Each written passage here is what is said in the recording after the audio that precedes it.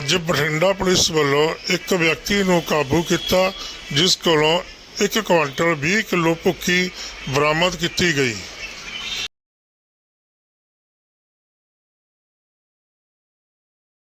ਮਾਨਯੋਗ ਡੀਜੀ ਪੰਜਾਬ ਵੱਲੋਂ ਚਲਾਈ ਗਈ ਮੁਹਿੰਮ ਯੁੱਧ ਨਸ਼ਿਆਂ ਵਿਰੁੱਧ ਦੇ ਚੱਲਦੇ CIA 1 ਦੀ ਟੀਮ ਵੱਲੋਂ ਇੱਕ ਵਿਅਕਤੀ ਜਿਸ ਦਾ ਨਾਮ ਸੁਖਵੰਤ ਸਿੰਘ ਏਲੀਅਸ ਬੰਟੀ ਪੁੱਤਰ ਹਰਵਿੰਦਰ ਸਿੰਘ ਭੁੱਚੋ ਕਲਾਂ ਨੂੰ ਕਾਬੂ ਕੀਤਾ ਗਿਆ ਹੈ ਜੀ, ਜਿਸ ਕੋਲੋਂ 120 ਕਿਲੋ ਭੁੱਕੀ ਚੂਰਾ ਪੋਸਤ ਬਰਾਮਦ ਕਰਕੇ ਉਸ ਖਿਲਾਫ ਮੁਕੱਦਮਾ ਨੰਬਰ 36 ਮਿਤੀ 26/3/25 under 15C 6185 NDPS act PS cantonment ਦਰਜ ਰਜਿਸਟਰ ਕੀਤਾ ਗਿਆ ਹੈ ਜੀ।